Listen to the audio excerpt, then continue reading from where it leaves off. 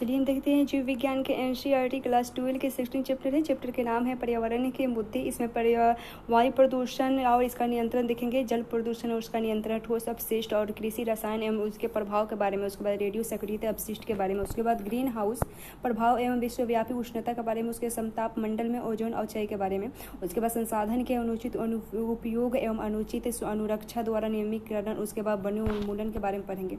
तो गत 100 वर्षों में मनुष्य की जनसंख्या में भारी बढ़ोतरी हुई है। इसके कारण अन्य जल, घर, बिजली, सड़क, वाहन और अन्य वस्तुओं की मांग भी वृद्धि हुई है इसमें, और परिणाम स्वरूप हमारे प्राकृतिक संसाधनों पर काफ़ी दबाव पड़ रहा है और वायु, जल तथा भूमि प्रदूषण बढ़ता जा रहा है। हमारी आज भी आवश्यकता है कि विकास की प्रक्रिया को बिना रोके अपने महत्वपूर्ण प्राकृतिक संसाधनों को खराब होने और इनको अवक्षय से रोकने और इसे प्रदूषित होने से बचाएं। प्रदूषण यानी पॉल्यूशन के बारे में देखें।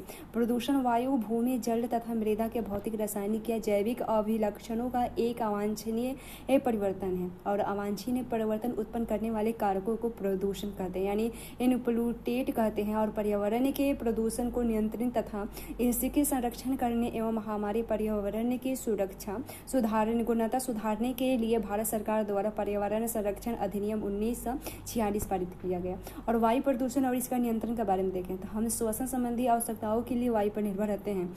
वायु प्रदूषण सभी जीवों को क्षति पहुंचाते हैं। वे फसल की वृद्धि एवं उत्पाद कम करते हैं और इनके कारण पौधे अपरिपक्व अवस्था में मर जाते हैं। और वायु प्रदूषण मनुष्य और पशुओं के श्वसन तंत्र पर काफ़ी हानिकारक प्रभाव डालते हैं। ये हानिकारक प्रभाव प्रदूषकों को सांद्रता, उद्भाषण काल और जीव पर निर्भर करते हैं।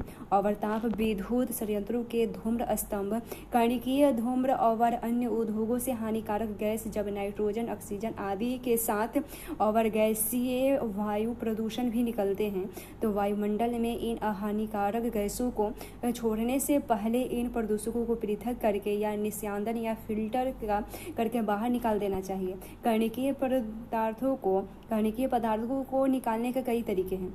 सबसे अधिक व्यापक रूप से जो तरीका अपनाया जाता है वह है स्थित विद्युत अवक्षेपित यानी इलेक्ट्रोस्टैटिक प्रोसिपिटेट है, और जो ताप विद्युत संयंत्र के निर्वातक यानी एग्जॉस्ट में मौजूद 99% कणिकीय पदार्थों को हटा देता है, और इसके एक इलेक्ट्रोड तार होता है और जिससे होकर हजारों वोल्ट गुणाता है, और जो कोरोना उत्पन्न करता है, और इससे इलेक्ट्रॉन निकलते हैं, और ये इलेक्ट्रॉन धूल के कणों से सट जाते हैं और इस ऋण आवेशित यानी नेगेटिव चार्ज प्रदान करते हैं, और संचायक पट्टिकाएं नीचे की ओर आ जाती हैं और आवेशित धूल कणों को आकर्षित करती है। आपस पट्टिकाओं के बीच वायु वेग काफ़ी कम होना चाहिए, और जिससे कि धूल नीचे गिर जाए। और मार्जक यानी स्क्रबर नामक संरचना सल्फर डाइऑक्साइड जैसी गैसों को हटा सकती है, और मार्जक में यह निर्वात जल या चूने की फुहार से होकर गुजरता है। और हाल ही में हमने कणिकीय पदार्थ जो बहुत ही छोटी होती है और उसके बाद अवक्षेपित द्वारा हटाए नहीं जा सके, उसके खतरे को अनुभव किया है। और केंद्रीय प्रदूषण नियंत्रण बोर्ड यानी CPCB के अनुसार 2.5 माइक्रोमीटर या कम व्यास के आकार यानी PM 2.5 के कणिकीय पदार्थ मानव स्वास्थ्य के लिए सबसे अधिक नुकसानदेह है, और सांस अंदर लेते ये समय ये सूक्ष्म कणिकाएं पदार्थ फेफड़े के भीतर चले जाते हैं, और इनसे जैसे श्वसन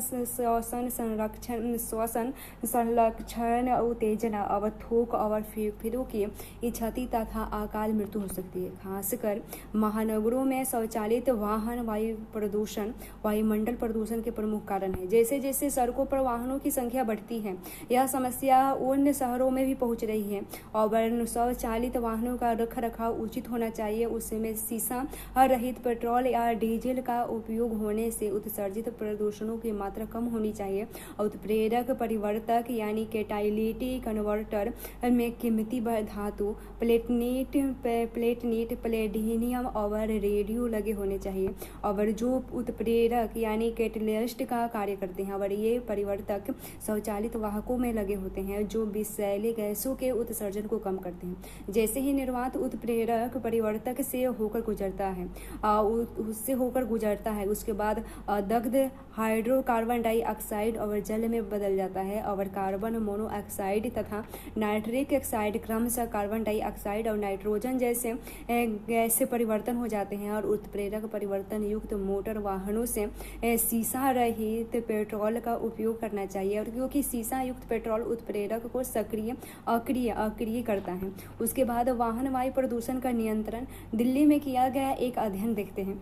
तो वाहनों की काफ़ी संख्या अधिक होने के कारण दिल्ली में वायु प्रदूषण का स्तर देश के सबसे अधिक है और यहाँ पर वाहनों की संख्या गुजरात और पश्चिम बंगाल में कुल मिलाकर जितने वाहन हैं या उससे अधिक है। सन 1990 के एक आंकड़ों के अनुसार दिल्ली का स्थान विश्व के 41 सर्वाधिक प्रदूषण नगरों में यह चौथा है और दिल्ली के वायु प्रदूषण का मामला इतना खतरनाक हो गया है कि भारत के सर्वोच्च न्यायालय ने एक जनहित याचिका यानी PIL दायर की और सर्वोच्च न्यायालय द्वारा इसकी कड़ी निदान की गई और न्यायालय ने भारत सरकार से एक निश्चित अवधि में उचित उपाय करने का आदेश दिया और साथ ही यह भी आदेश दिया कि सभी सरकारी वाहनों यानी बसों में डीजल के स्थान पर संपीड़ित प्राकृतिक गैस यानी CNG का प्रयोग किया जाए और वर्ष 2002 में अंत तक दिल्ली की सभी बसों को CNG में परिवर्तित कर दिया गया। आप पूछ सकते हैं कि CNG डीजल से बेहतर क्यों है? इसका उत्तर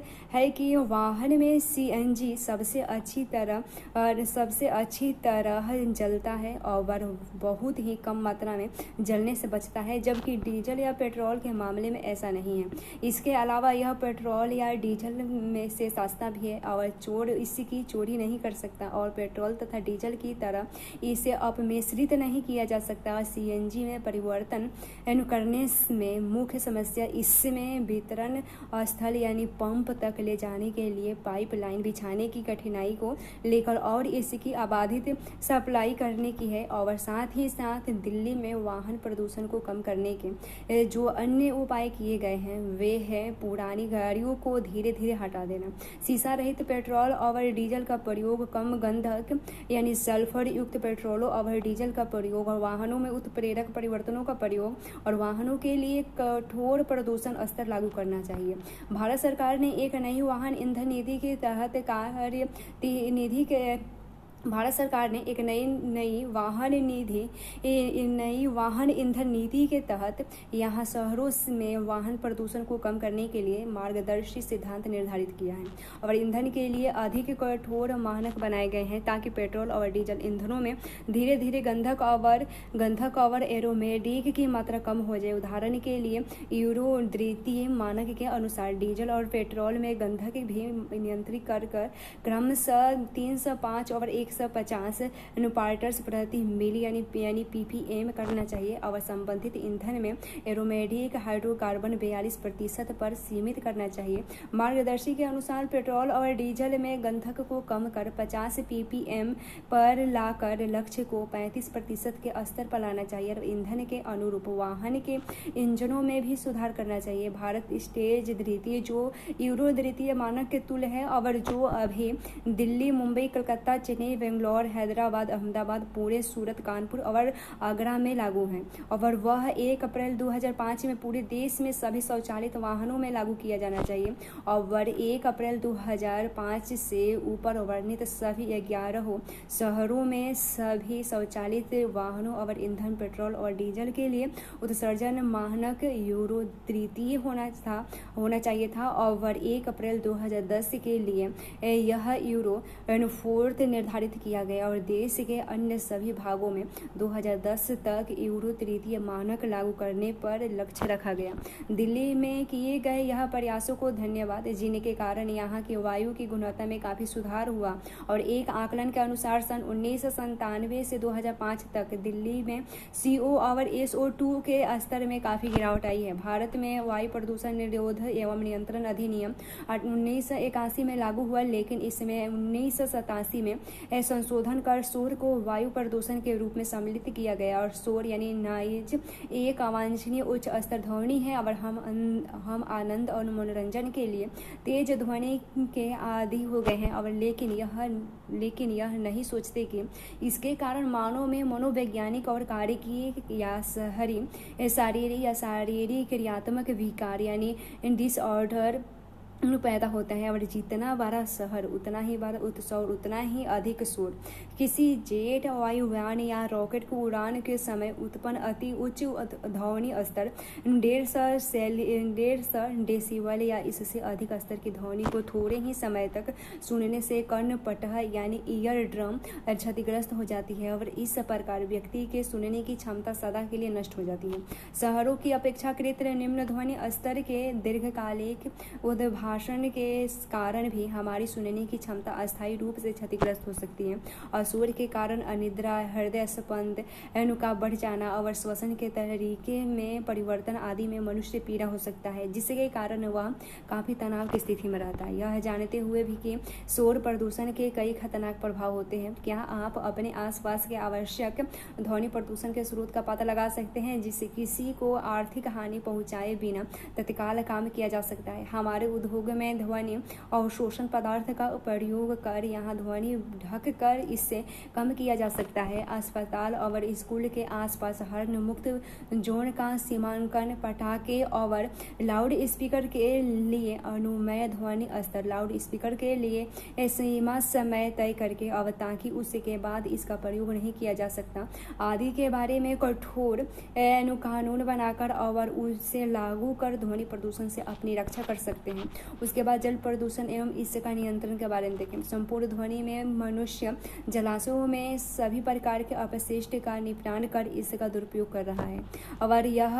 अगर हम यह मान लेते हैं कि जल सब कुछ बहा ले जाएगा, ऐसा करते समय हम यह नहीं सोचते कि जलाशय हमारे साथ साथ अन्य सभी जीवों के भी जीवन का आधार है। क्या आप बता सकते हैं कि हम नदियों और नालों में क्या क्या बहा देते हैं? विश्व के अनेक भागों में तालाब, झील, सरिता नदी, ज्वार नद और महासागर के जल प्रदूषण हो रहे हैं। जलाशयों की स्वच्छता को कायम रखने में महत्व को समझते हुए भारत सरकार ने 1974 में जल प्रदूषण निरोध एवं नियंत्रण अधिनियम पारित किया ताकि हमारे जल संसाधनों को प्रदूषण से बचाया जा सके।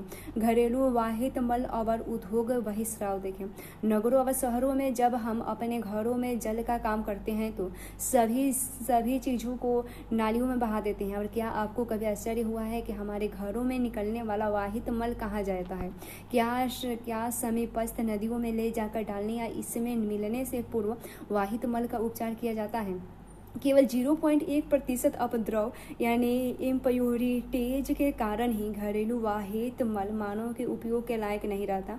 आप वाहित मल उपचार संयंत्र के बारे में अध्याय 10 में पढ़ चुके हैं। ठोस पदार्थों को निकालना अपेक्षाकृत आसान है, लेकिन बेलेन, लवण जैसे नाइट्रोजन, फास्फेट और अन्य पोषकों तथा विषैले धातु आयनों और कार्बनिक यौगिक को निकालना कठिन है। घरेलू मल में मुख्य रूप से जैव निम्नीकरण कार्बनिक पदार्थ होते हैं जिनका अपघटन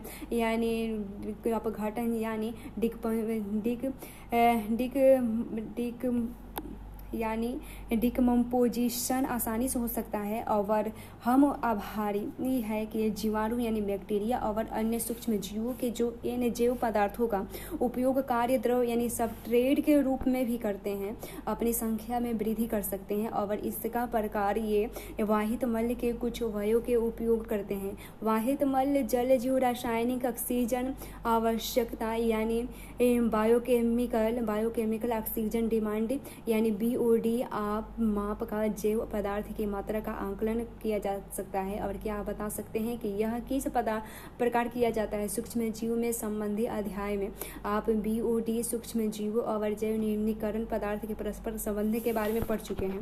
और उसके बाद चित्र जैसे 16.3 में यहाँ दिया गया है कि जो कि इसमें कुछ पर्यावरण जिसमें कुछ परिवर्तन को दर्शाया गया है, जिन्हें नदी में वाहित मल के विसर्जन के पश्चात देखा जा सकता है।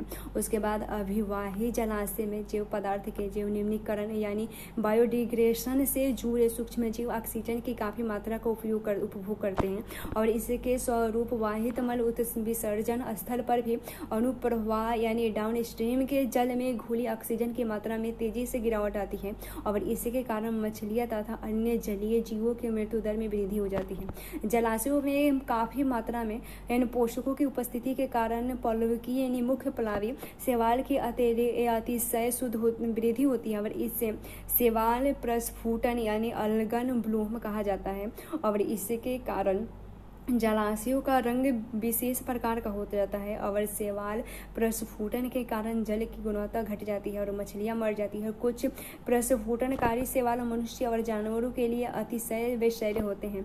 आपने नीला सोन यानी मौ रंग के सुंदर फूलों को देखा होगा जो जलाशयों में काफ़ी चित्ताकर्षक आकार के पलावी पौधे पर होते हैं और ये पौधे अपने सुंदर फूलों के कारण भारत में उगाए गए थे, लेकिन अपनी अतिशय वृद्धि के कारण तबाही मचा रहे हैं और ये पौधे हमारी हटाने की क्षमता से कहीं अधिक तेजी से वृद्धि कर हमारे जलमार्गों को अवरुद्ध करते हैं और ये जलहास्य संधि यानी आइकोर्निया कैसिपियज पादप हैं जो विश्व के सबसे अधिक समस्या उत्पन्न करने वाले जलीय खरपतवार यानी वीड है और जिन्हें बंगाल का आतंक भी कहा जाता है और ये पादप सुपोषी जलाशयों में काफ़ी वृद्धि करते हैं और इसके परितंत्र गति को असंतुलन कर देते हैं। हमारे घरों के साथ साथ अस्पतालों को वाहित मल में बहुत से अवांछित रोगजनक सूक्ष्म जीव हो सकते हैं और उचित उपचार के बिना इसको जल में विसर्जित करने से कठिन रोग जैसे कि पेस्टिस यानी अतिसार, टाइफाइड, पीलिया यानी जॉन्डिस, हैजा यानी कोलरा आदि हो सकते हैं। और घरेलू वाहित मल की अपेक्षा उद्योगों जैसे पेट्रोलियम, कागज उत्पाद, धातु निष्कर्षण यानी एक्सट्रैक्शन एवं उसके बाद प्रसंस्करण यानी प्रोसेसिंग और रासायनिक उत्पाद आदि के अपशिष्ट जल में प्रायः विषैले पदार्थ खासकर भांति धातु जैसे ऐसे तत्व जिनका घनत्व 5 ग्राम सेंटीमीटर से भी कम हो और उसके बाद पारा, कैडमियम और तांबा, सीसा आदि और कई प्रकार के कार्बनिक यौगिक होते हैं और उद्योग के अवशिष्ट जल से में प्रायः विद्यमान कुछ विषैले पदार्थ में जलीय खाद्य श्रृंखला जैव आवर्धन यानी बायोमैग्नीफिकेशन कर सकते हैं और जैव आवर्धन का तात्पर्य है क्रमिक पोषण स्तर यानी ट्रॉफिक लेवल पर अविषाक्त की सांद्रता में वृद्धि होना। इसका कारण है कि जीव हमारा संग्रहित अविषाणु पदार्थ उपापचयी का उत्सर्जन नहीं हो सकता और इस प्रकार यह अगले उच्चतर पोषण स्तर पर पहुंच जाता है और यह अपघटन पारा एवं डीडीटी के लिए सुविदित है। और चित्र 16.5 में जलीय खाद्य श्रृंखला में डीडीटी का जैव आवर्धन दर्शाया गया है।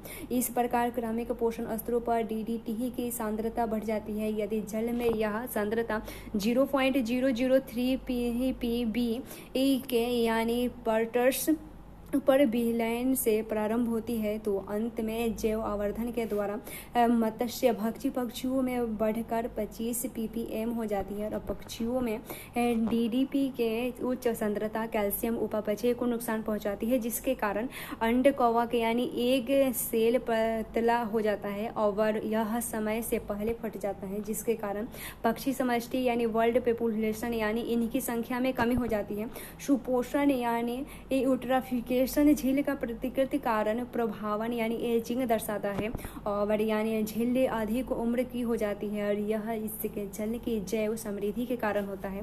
तरुण यानी कम उम्र के झील का जल शीतल अवस्थ होता है। समय के साथ साथ इसमें अनुसारिता के जल के साथ पोषण तत्व जैसे नाइट्रोजन और फास्फोरस आते रहते हैं जिसके कारण जलीय जीवों में वृद्धि होती रहती है। जैसे जैसे झील की उर्वरकता बढ़ती है वैसे वैसे पादप और जीवन प्राणी बढ़ने लगते हैं और कार्बनिक अवशेष झील के तल में बैठने लगते हैं। सैकड़ों वर्षों में इसमें जैसे जैसे साद यानी सिल्ट और जैसे जैव मलबे यानी ऑर्गेनिक मलबा का ढेर लगता रह जाता है, वैसे वैसे झील उथली और गर्म होती जाती है और झील के ठंडे पर्यावरण वाले जीव के स्थान पर उष्ण जल जीव रहने लगते हैं और कक्ष पादप उथली जगह पर जड़ जमा लेते हैं और झील के मूल द्रोणी यानी बेसिन को भरने लगते हैं और उथले झील में अब कक्ष पादप उग जाते हैं और मूल झील बेसिन उनसे भरने जाते हैं और कालांतर में झील काफी संख्या में प्लावी पादपों यानी दलदल या बॉग से भर जाता है और अंत में यह भूमि में परिवर्तित हो जाता है।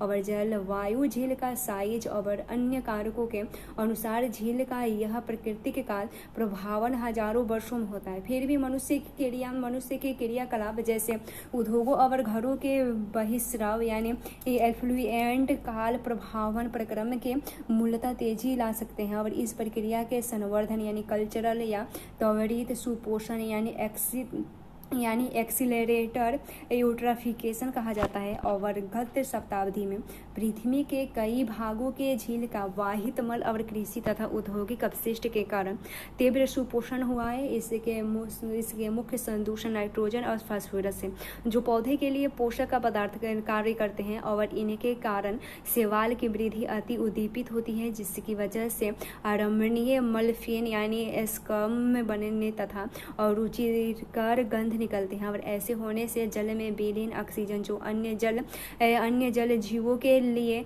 अनिवार्य यानी वाइटल है और समाप्त हो जाती है और साथ ही झील में बहकर आने वाले अन्य प्रदूषक संपूर्ण मत्स्य समष्टि को विषाक्त कर सकता है और जिनके अपघटन के अवशेष से जल में विलीन ऑक्सीजन की मात्रा और कम हो जाती है और इस प्रकार झील वास्तव में घुट कर मर जाती है। उसके बाद विद्युत उत्पादित यूनिट यानी तापीय विद्युत संयंत्रों के बाहर निकलने वाले तापीय अपशिष्ट जल दूसरे महत्वपूर्ण श्रेणी का प्रदूषक है। तापीय अपशिष्ट जल में उच्च तापमान के प्रति संवेदनशील जीव जीवित नहीं रह पाते और या इसमें उनकी जनसंख्या कम हो जाती है, लेकिन अत्यंत शीत क्षेत्रों में इसमें पौधे तथा मछलियों की वृद्धि अधिक होती है।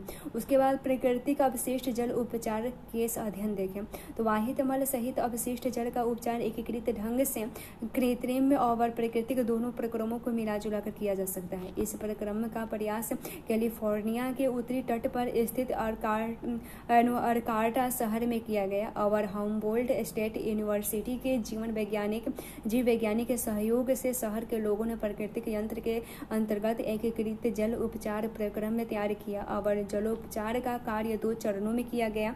परंपरागत अवसाधन जिसमें निस्यंदन और क्लोरीन द्वारा उपचार किया जाता है और इस चरण के बाद भी खतरनाक प्रदूषण जैसी भारी धातु काफी मात्रा में घुले रूप में रह जाते हैं और इससे दूर करने के लिए एक नवीन प्रक्रिया अपनाई गई जो दूसरा है जीव वैज्ञानिकों ने लगभग 60 हेक्टेयर कक्ष भूमि में आपस में जुड़े हुए 6 अक्षों यानी मर्सों की एक श्रृंखला विकसित की और इस क्षेत्र में उचित पादप शैवाल कवक और जीवाणु छिड़के गए जो प्रदूषण के निष्प्रभावी और शोषित और स्वांगीकृत यानी एसिमिलेट करते हैं और इसलिए कक्षों से होकर गुजरने वाला जल प्राकृतिक रूप से अशुद्ध हो जाते हैं और कक्ष एक अभयारण्य की तरह कार्य करता है। यहाँ उच्च स्तरीय जैव विविधता और मछलियां जानवर की पक्षी का वास करते हैं और इस आश्चर्यजनक परियोजना की देखभाल तथा सुरक्षा नागरिकों के एक समूह फ्रेडर्स ऑफ आर्कटा मार्स यानी FOAM द्वारा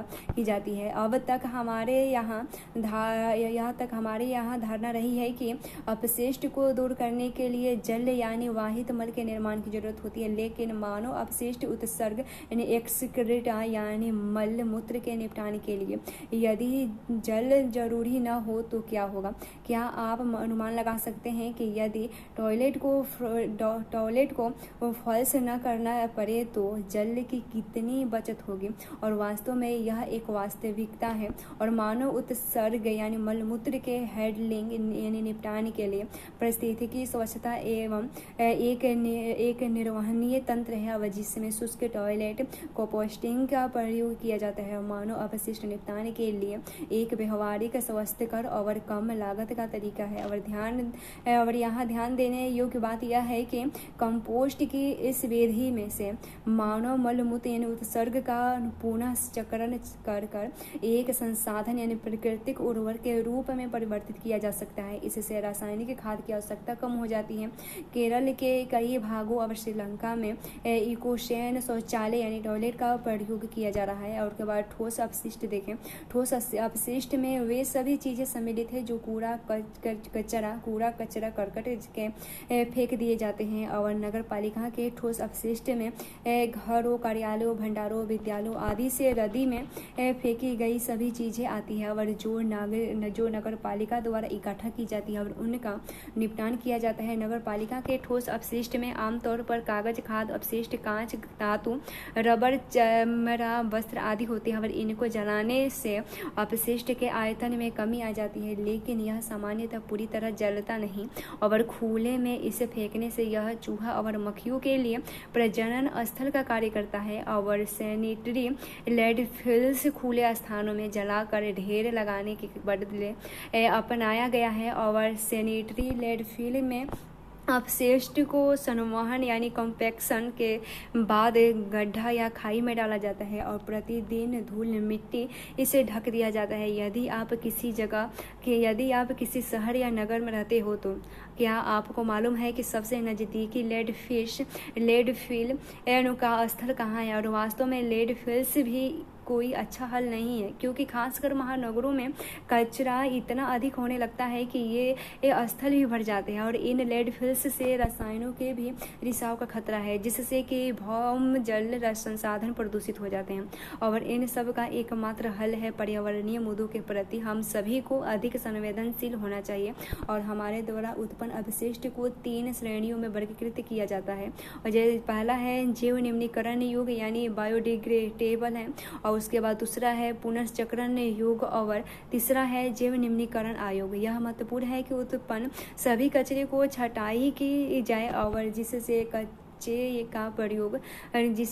का प्रयोग या पुनर्चक्रण किया जा सके और उससे अलग किया जाए। और कचरा बीन या गुदरी यानी रैग पीकर पुनर्चक्रण किए जाने वाले पदार्थों को अलग कर एक बार काम करता है।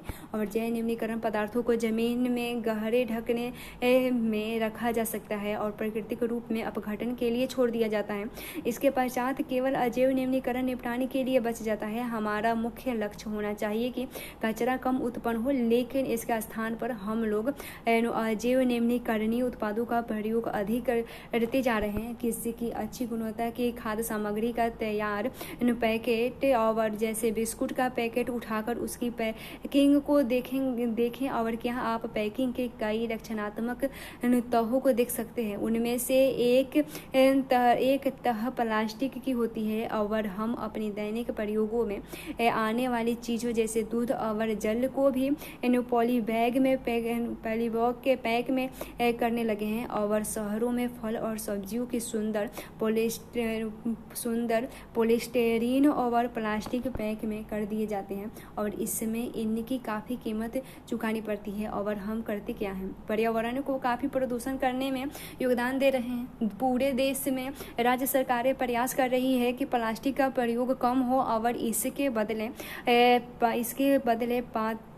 पारहितैषी या मैत्री पैकिंग का प्रयोग हो। और हम जब सामान खरीदने जाते हैं तो कपड़े का थैला तथा अन्य प्राकृतिक रेशे के बने कैरी बैग लेकर आएं और पॉलीथीन के बने थैले को लेने से मना कर दें। उसके बाद प्लास्टिक अपशिष्ट के उपचार संबंधी अध्ययन देखें। बंगलोर में प्लास्टिक की बोरी की उत्पादकता 57 वर्षीय अहमद खान ने प्लास्टिक अपशिष्ट की सतह बढ़ती हुई समस्या का एक दर्शन हल ढूंढ लिया और वह पिछले 20 वर्षों से प्लास्टिक की बोरियां बना रहे हैं। और लगभग 8 वर्ष पहले उसने महसूस किया कि प्लास्टिक अपशिष्ट एक वास्तविक समस्या है और उनकी कंपनी ने पुनर्चक्रण परिवर्तन प्लास्टिक का ब्लेड नामक एक महीन पाउडर तैयार किया और इस मिश्रण को बिटुमेन के साथ मिश्रित किया गया, जिसका प्रयोग सड़क बनाने में किया जाता है। अहमद खान ने आरवी इंजीनियरिंग कॉलेज के बंगलौर सिटी कॉरपोरेशन के सहयोग में बिटुमेन और पॉली ब्लेड के सम्मिश्रण का प्रयोग सड़क बनाने के समय किया तो पाया गया कि बिटुमेन का जल विकर्षण यानी रिपेलेट गुण बढ़ गया है और इसके कारण सड़क की आयु 3 गुना बढ़ गई है। और उसके बाद पॉली बेड बनाने के लिए कच्चे माल के रूप में किसी प्लास्टिक फिल्म अपशिष्ट का प्रयोग किया जाता है और प्लास्टिक अपशिष्ट के लिए एक कचरा चुनने वालों को जहां 0.40 रुपये प्रति किलोग्राम मिलता है और अब खान से उन्हें 6 रुपये प्रति किलोग्राम मिलने लगा है।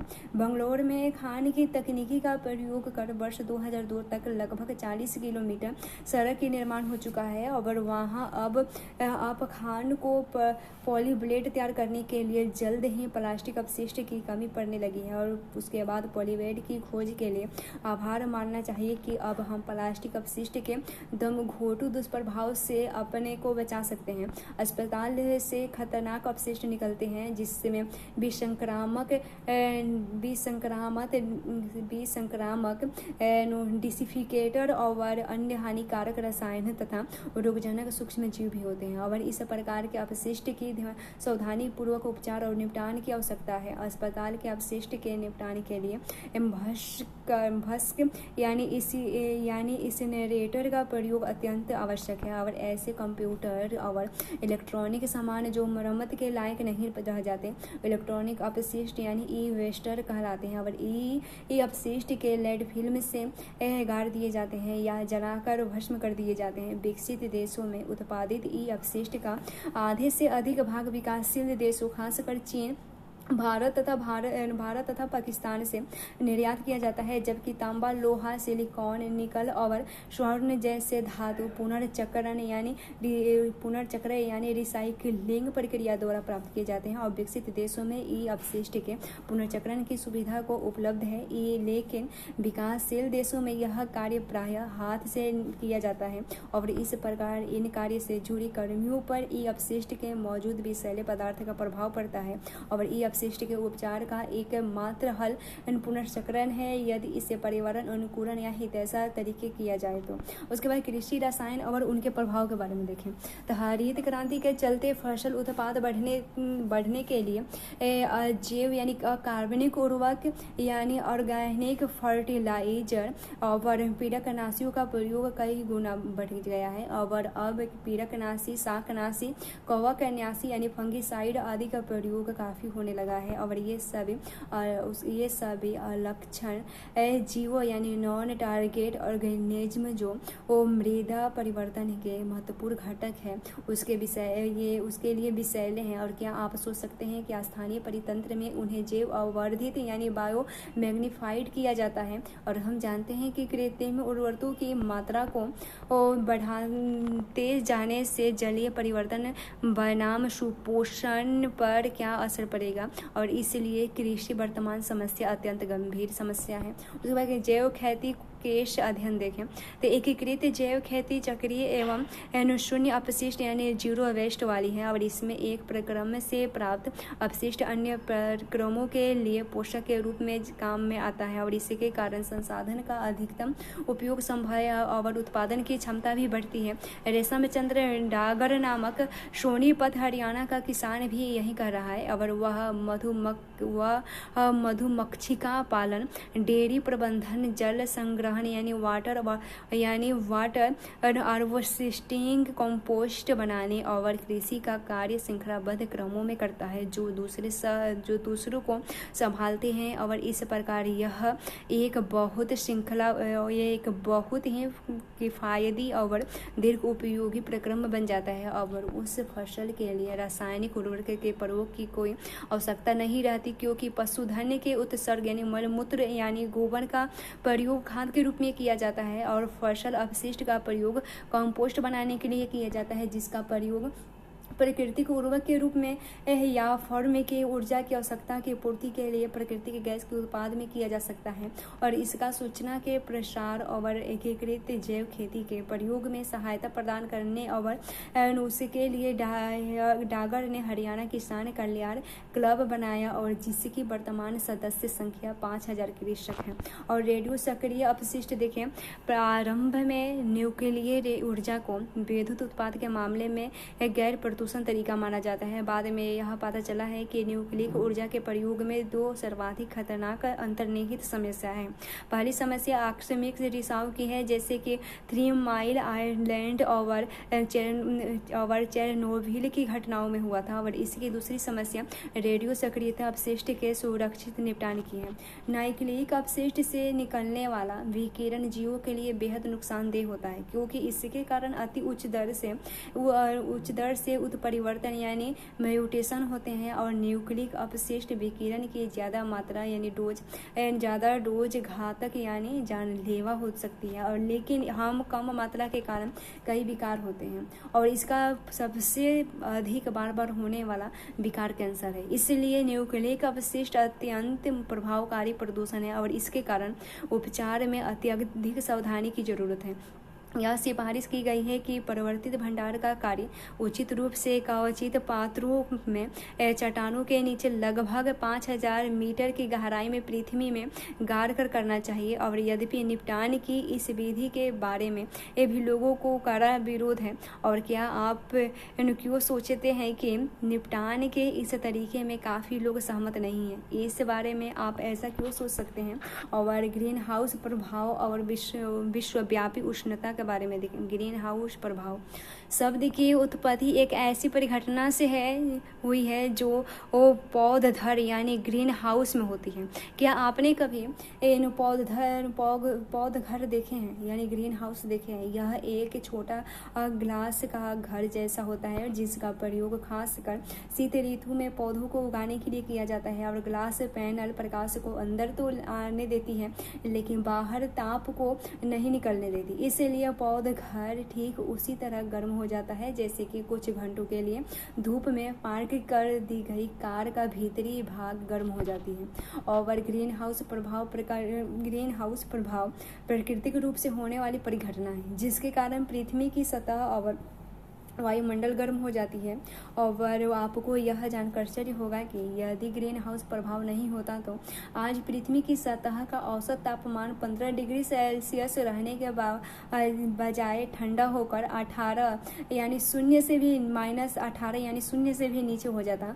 और ग्रीन हाउस प्रभाव की समझने के लिए यह जानना जरूरी है कि सबसे बाहरी वायुमंडल के पहुंचने वाले सूर्य की ऊर्जा का क्या होता है। पृथ्वी की ओर आने वाली सौर विकिरण का लगभग 1/4 भाग बादल और गैसों में परिवर्तित यानी रिफ्लेक्ट हो जाता है और दूसरा 1/4 भाग वायुमंडलीय गैसों द्वारा अवशोषित हो जाता है। लगभग आधा आगत यानी इनकमिंग और विकिरण पृथ्वी की सतह पर पड़ता है और उसे गर्म करता है और इसका कुछ भाग परिवर्तित होकर लौट जाता है। पृथ्वी की सतह अंतरिक्ष में और रक्त विकिरण के रूप में ऊष्मा यानी हीट उत्सर्जित करते हैं और लेकिन इसका केवल बहुत छोटा भाग यानी टाइन फ्रैक्शन की ही अंतरिक्ष में रह जाता है। और क्योंकि इसका अधिकांश भाग वायुमंडलीय गैसों यानी कार्बन डाइऑक्साइड, मीथेन, जलवाष्प, नाइट्रोजन ऑक्साइड और क्लोरोफ्लोरोकार्बन के द्वारा अवशोषित हो जाते हैं और इन गैसों के अणु ऊष्मा ऊर्जा और विकिरण करते हैं और इनका अधिकतम भाग पृथ्वी की सतह पर पुनः आ जाता है और इससे फिर से गर्म कर देता है पृथ्वी की सतह पर। यह चक्र अनेकों बार होता रहता है और इस प्रकार पृथ्वी की सतह और निरंतर वायुमंडल गर्म होता रहता है और ऊपरी वर्णित गैसों को आमतौर पर ग्रीन हाउस गैस कहा जाता है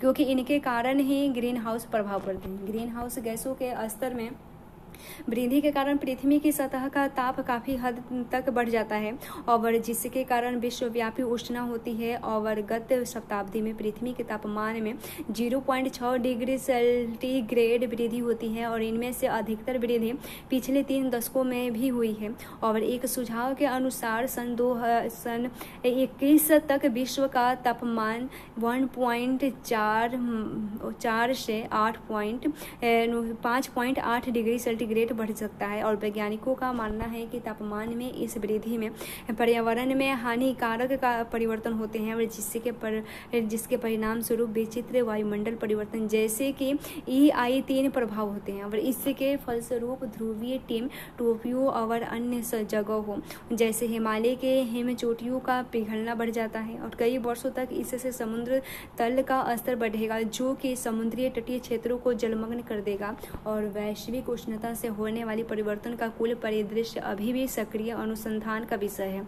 और हम लोग विश्वव्यापी उष्णता को किस प्रकार नियंत्रित कर सकते हैं, इसका उपाय है जीवाश्म ईंधन के प्रयोग को कम करना और ऊर्जा दक्षता में सुधार करना, वनों उन्मूलन को कम करना तथा वृक्षारोपण और मनुष्य की बढ़ती हुई जनसंख्या को कम करना।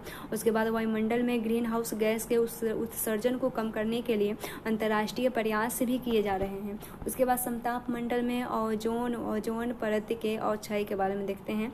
तो आपने इसके पहले रसायन विज्ञान की 11वीं पाठ्यपुस्तक में खराब ओजोन के बारे में पढ़ा है जो निरंतर वायुमंडल यानी क्षोभ मंडल यानी ट्रांसफोस्फीयर में बनता है और जिससे पौधे और प्राणियों की नुकसान पहुंचाता है। और वायुमंडल में अच्छा ओजोन भी होता है जो उसकी ऊपरी भाग यानी समताप मंडल में पाया जाता है। यह सूर्य से निकलने वाले पराबैंगनी विकिरण यानी अल्ट्रावायलेट रेडिएशन को अवशोषित करने वाले कवच का काम करता है। और सजीवों के DNA और प्रोटीन खास पर पराबैंगनी किरणों को अवशोषित करते हैं और इसकी उचित ऊर्जा इन अणुओं की रासायनिक आबंध यानी केमिकल बॉन्ड्स को भंग करता है और इस कारण पराबैंगनी किरण सजीवों के लिए बेहद हानिकारक है। उसके बाद वायुमंडल के निचले भाग से लेकर शिखर तक वे वायु स्तंभ यानी कॉमल में ओजोन की मोटाई डॉवर्स यूनिट यानी DU में मापी जाती है। उसके बाद आणविक ऑक्सीजन पर पराबैंगनी किरणों की क्रिया के फलस्वरूप ओजोन गैस सतत बनती रहती है जो समताप मंडल के इसका आणविक ऑक्सीजन में निम्नीकरण यानी डिग्रेडेशन भी होता रहता है और समताप मंडल में ओजोन के उत्पादन और अपक्षय निम्नीकरण में संतुलन होना चाहिए। और हाल में क्लोरोफ्लोरोकार्बन यानी NOCFCs के द्वारा ओजोन निकलकर बढ़ जाने से इसका संतुलन बिगड़ गया है और वायुमंडल के निचले भाग में उत्सर्जित CFCs ऊपर की ओर उठता है और यह समताप मंडल में पहुंचता है। समताप मंडल में पराबैंगनी किरणों पर उस पर कार्य करती है जिसके कारण C1 परमाणु के मोचन यानी रिलीज होता है और C1 के कारण ओजोन का निम्नीकरण होता है जिसके कारण आणविक ऑक्सीजन का मोचन होता है। और इस अभिक्रिया में C1 परमाणु का उपभोग नहीं करता और क्योंकि यह सिर्फ उत्प्रेरक का कार्य करता है इसलिए समताप मंडल में जो भी क्लोरोफ्लोरोकार्बन जुड़े जाते हैं उनका ओजोन स्तर पर अस्थायी और सतत प्रभाव पड़ता है। यद्यपि समताप मंडल में ओजोन का अवक्षय विस्तृत रूप से होता रहता है लेकिन यह अवक्षय एंटार्कटिका क्षेत्र में खासकर विशेष रूप से अधिक होती है और इसके परिणाम स्वरूप यहाँ काफी बड़े क्षेत्र में ओजोन की परत काफी पतली हो जाती है जिसके सामान्यतया ओजोन छिद्र कहा जाता है और पराबैंगनिक NV की अपेक्षा छोटी तरंग दैर्घ्य युक्त पराबैंगनिक विकिरण पृथ्वी के वायुमंडल द्वारा लगभग पूरा का पूरा अवशोषित हो जाता है और बेशर्ते कि ओजोन स्तर ज्यों का त्यों रहे लेकिन UVBDNA को क्षतिग्रस्त करता है और उत्परिवर्तन हो सकता है और इसके कारण त्वचा में बुढ़ापे के लक्षण दिखते हैं। इसकी कोशिका क्षतिग्रस्त हो जाती है और विविध प्रकार के त्वचा कैंसर हो सकते हैं और हमारे आंखों का स्वच्छ मंडल यानी कर्निया UV विकिरण का अवशोषण करता है और इसकी उच्च मात्रा के कारण कर्निया का शोथ हो सक जाता है और जिससे हिम अंधता मोतियाबिंद आदि कह सकते हैं इसको। अब इसके उद्भाषण में से अस्थायी रूप से क्षतिग्रस्त हो सकता है। ओजोन अवक्षय के हानिकारक प्रभाव को देखते हुए सन 1887 में मॉन्ट्रियल यानी कनाडा के एक अंतर्राष्ट्रीय संधि पर हस्ताक्षर हुए जिसे मॉन्ट्रियल प्रोटोकॉल कहा जाता है। और यह संधि 1989 में प्रभावित हुआ और ओजोन अवक्षयकारी पदार्थ के उत्सर्जन पर नियंत्रण के लिए बाद में और कई अधिक प्रयास किए गए और प्रोटोकॉल में विकसित और विकासशील देशों के लिए अलग अलग निश्चित दिशा निर्देश जुड़े गए जिससे कि CFC और अन्य ओजोन अवक्षयकारी रसायनों के उत्सर्जन को कम किया जा सके। उसके बाद संसाधन के अनुचित प्रयोग और अनुचित अनुरक्षण द्वारा निम्नीकरण देखें। प्राकृतिक संसाधनों का निम्नीकरण न केवल प्रदूषणों की क्रिया के कारण होता है बल्कि संसाधनों के उपयोग करने के जो अनुचित तरीके हैं उनके कारण भी होता है। मृदा अपरदन और मरुस्थलीय देखें तो सबसे ऊपरी मृदा के उर्वरक होने से सैकड़ों वर्ष लग जाते हैं लेकिन मनुष्य के क्रियाकलापों जैसे अधिक खेती करने, अबाधित चराई, वन्य उन्मूलन, चराई के घटिया तरीके के कारण यह शीर्ष स्तर काफ़ी आसानी से हटाया जा सकता है जिसके कारण शुष्क भूमि खंड बन जाता है और उसके बाद कालांतर में जब ये भूमि खंड आपस में जुड़ जाते हैं तो मरुस्थल का निर्माण होता है और पूरे विश्व में यह माना जाता है कि मरुस्थलीकरण खासकर बढ़ते हुए नगरीकरण यानी शहरीकरण के कारण आजकल एक मुख्य समस्या है। उसके बाद जलाक्रांति और मृदा लवणता, तो जल के उचित निकास के बिना सिंचाई के कारण मृदा में जलाक्रांति होती है और फसल की प्रभावित करने के साथ साथ इसके मृदा की सतह पर लवण आ जाता है और तब यह लवण भूमि की सतह पर एक प्रॉपर्टी यानी क्रस्ट के रूप में जमा हो जाते हैं और यह पौधों के जड़ों पर एकत्रित होने लगता है और लवण की बढ़ती हुई मात्रा फसल की वृद्धि के लिए नुकसानदेह है और कृषि के लिए बेहद हानिकारक है। जलाक्रांति और लवणता कुछ ऐसी समस्या है जो हरित क्रांति के कारण आई है। उसके बाद वनो उन्मूलन के बारे में देखें तो वन प्रदेश का वन रहित क्षेत्र में रूपांतरण करना वन उन्मूलन कहा जाता है और एक आकलन के अनुसार शीतोष्ण क्षेत्र में केवल 1% वन नष्ट हुए हैं और जबकि उष्णकटिबंधीय में लगभग 40% वन नष्ट हो गए हैं। और भारत में खासकर निवर्णीकरण की वर्तमान स्थिति काफ़ी दयनीय है और 20वीं सदी के आरंभ में भारत के कुल क्षेत्रों में लगभग 30% भाग में जंगल थे और सदी के अंत तक यह घटना 19.4% रह गई और भारत की राष्ट्रीय वन्य नीति में सिफारिश की गई कि मैदानी इलाकों में 33% जंगल क्षेत्र होनी चाहिए और पर्वतीय क्षेत्रों में 67% जंगल क्षेत्र होने चाहिए। वनों उन्मूलन किस प्रकार होता है, इसके लिए कोई कारण नहीं है बल्कि मनुष्य के कई कार्य वनों उन्मूलन यानी वनों के उन्मूलन में सहायता होती है। वनों उन्मूलन एक मुख्य कारण है कि वन प्रदेश को कृषि भूमि में बदला जा रहा है जिसके लिए वनों मनुष्यों की बढ़ती जनसंख्या के लिए भोजन उपलब्ध हो सके और वृक्ष, इमारती लकड़ी, ईंधन, काष्ठ और पशु फर्म और अन्य कई उद्देश्यों के लिए काटे जाते हैं। काटे और जलाए कृषि जिसे आमतौर पर भारत के उत्तर पूर्वी राज्यों में झूम खेती कहा जाता है उसके कारण भी वन उन्मूलन हो रहा है। और काटो एवं जलाओ कृषि के कृषक जंगल के वृक्षों की काट देते हैं और आपद और अवशेष को जला देते हैं और राख का प्रयोग उर्वरक के रूप में तथा भूमि के प्रयोग खेती के लिए या पशु चारागाह के रूप में किया जाता है और खेती के बाद उस भूमि को कई वर्षों तक वैसे ही खाली छोड़ दिया जाता है ताकि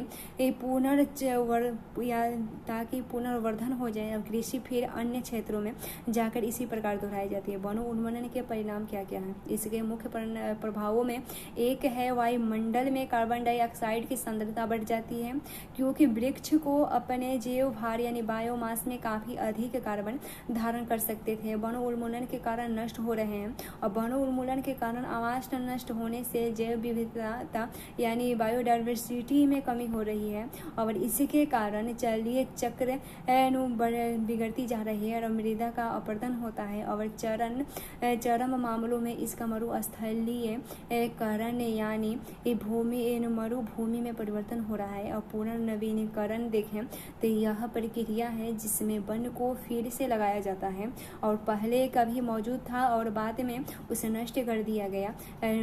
उसके बाद निकृत क्षेत्र में पुनर्निर्वरीकरण प्राकृतिक रूप से भी हो सकता है। फिर भी वृक्षारोपण कर इस कार्य में तेजी ला सकते हैं और ऐसा करते समय उस क्षेत्र में से पहले से मौजूद जैव विविधता का भी अधिक ध्यान रखा जाता है।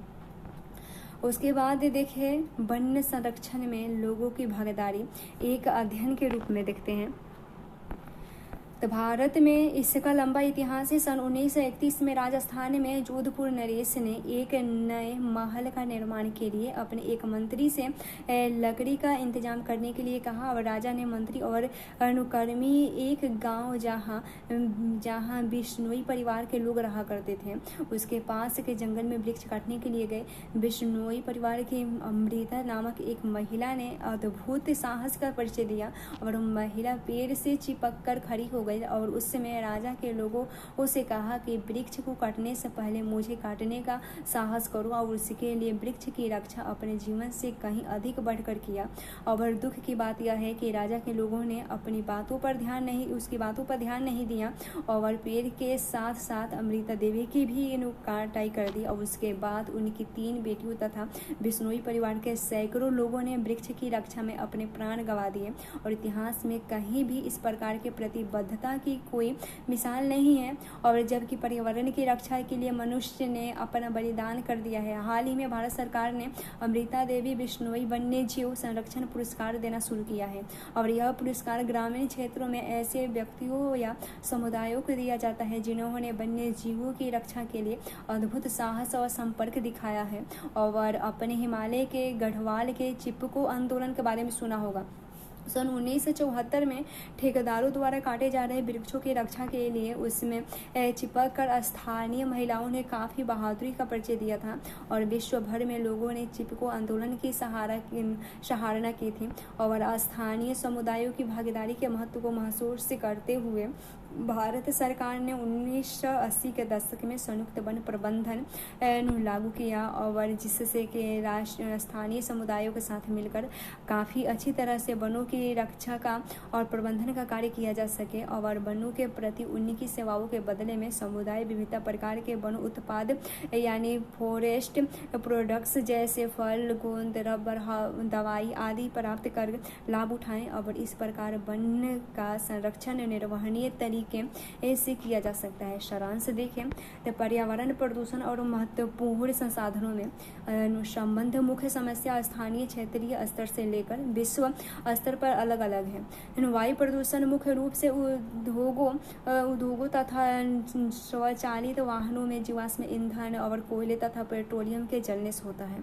ये मनुष्य, जानवरों तथा पौधे के लिए हानिकारक है। इसलिए हमारे आसपास के वायु को स्वस्थ रखने के लिए इनको हटाना जरूरी है। घरेलू वाहित मल जो जलाशयों से प्रदूषण का सर्वाधिक सामान्य स्रोत है और ये कारण घुली हुई ऑक्सीजन कम हो जाती है और लेकिन अभिग्राही जल के जैव रासायनिक ऑक्सीजन की आवश्यकता बढ़ जाती है। घरेलू वाहित मल में पोषक तत्व खासकर नाइट्रोजन और फास्फोरस अधिक होते हैं। इसके कारण सुपोषण और बुरी तरह से शैवाल स्फुटन होते हैं। और उसके बाद औद्योगिक अपशिष्ट जल में प्रायः विषैले रासायनिक खासकर भारी धातु और जैव यौगिक काफ़ी अधिक होते हैं और औद्योगिक अपशिष्ट जल जीवधारियों के लिए नुकसानदेह है। नगर पालिका के ठोस अपशिष्ट भी समस्या उत्पन्न करते हैं और इनका निपटान लैंडफिलों में अवश्य करनी चाहिए। और खतरनाक अपशिष्ट जैसे पुराने बेकार जहाज, रेडियो सक्रिय अपशिष्ट और ई अपशिष्ट से के निपटान के लिए अतिरिक्त प्रयासों की जरूरत होती है। और मृदा प्रदूषण मुख्य रूप से कृषि रसायनों जैसे कि पिड़कनाशी और इसके ऊपर डाले गए ठोस अपशिष्ट के लीचेस यानी निक्षालितकों के कारण होती है। और वैश्विक प्रकृति की 2 मुख्य पर्यावरणीय समस्या है ग्रीन हाउस के बढ़ते हुए प्रभाव जिसके कारण पृथ्वी पर गर्मी बढ़ रही है और समताप मंडल में ओजोन का क्षय हो रहा है। और ग्रीन हाउस प्रभाव की वृद्धि मुख्य रूप से कार्बन डाइऑक्साइड और CFCs के उत्सर्जन में वृद्धि के कारण और वन उन्मूलन के कारण भी होता है। और इसके कारण जल वृद्धि के स्वरूप तथा वैश्विक तापमान में भारी परिवर्तन हो सकता है और साथ ही यह जीवधारियों को काफ़ी नुकसान भी पहुंचा सकता है। समताप मंडल में ओजोन का अपक्षय CFCs के उत्सर्जन के कारण होता है, जो पराबैंगनी विकिरण के हानिकारक प्रभाव से हमारी रक्षा करता है। इसके कारण त्वचा कैंसर, उत्परिवर्तन और अन्य विकारों के बढ़ने की संभावना अधिक हो जाती है।